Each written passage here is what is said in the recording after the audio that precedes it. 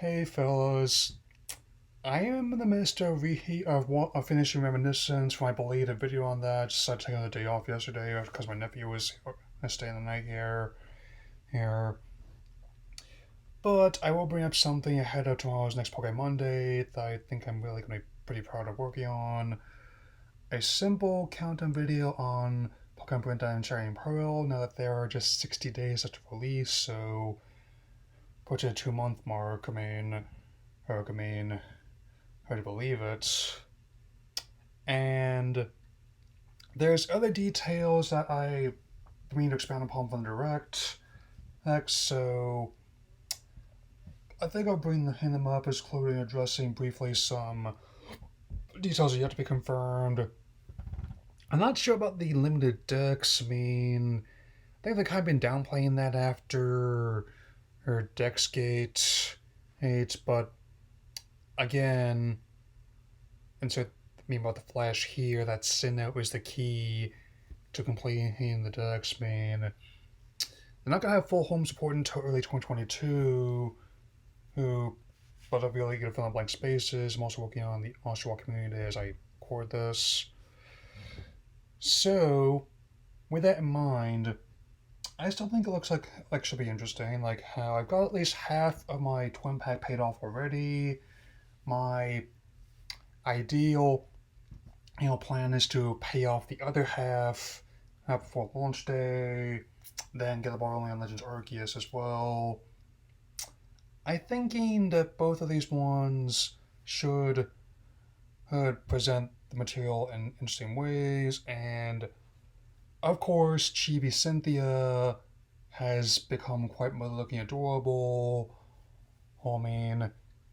And there was also another leak that fairy type's going to be integrated in the game, which didn't exist when the original ones came out on Nintendo DS in the 2000s, which should provide another nice countermeasure against her, provided that they don't have poison and steel moves as countermeasures, like how it's not a piece of broccoli for Cottony, it's actually cotton that's in the name, and I definitely think that poison and steel moves as countermeasures against that, so there's forgive the noise. Rain's kicked up again. It's almost the entire summer without any.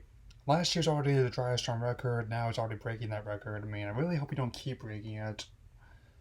But still, on that note, I'm liking how they've done great lengths to not only preserve the look and feel of the originals, but also update it for a new generation. And again, I think the style is actually alright with me.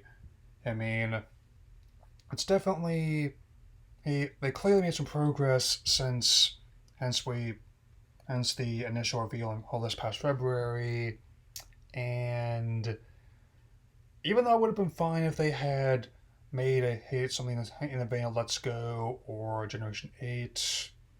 I am actually okay with this one, and I have seen that Unity fan remake, but I'm way more interested in the DSD makes I've seen of these ones instead, or even earlier console generations. Like that's basically how I do. I'm also drafting another video about how between this, Legend of Arceus and other games in and out of the series, that often the push towards realism tends to overlook the value, that stylized visual can have. Yeah, I can appreciate how newer generation systems can make things look more realistic than ever, but at the same time, sometimes you also want to see how a style can come around, like how like with new Ratchet and Clank almost looking like a playable Pixar movie, how it's pretty seamless those are. They said it could have been done in the PS3 era, maybe. I'm not 100% certain, but what I am certain about is that I think this is a good remix, and I think Ilka is doing a good job, especially given how the main devs are supervising them to make absolutely sure they're not going too far.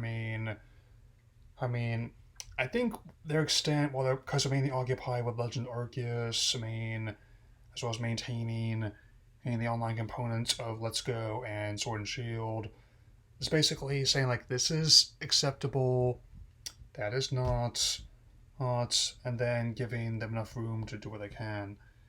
I actually don't mind that the game corner has been replaced with character customization if that means they can keep the E rating and potentially, hey, get this in front of at least 10 million people at minimum, which are figures that they've cracked. To mean. And as for Legends Arceus, I'll definitely talk about that in the next countdown video. So, might be he's skewing a bit older, but we'll see.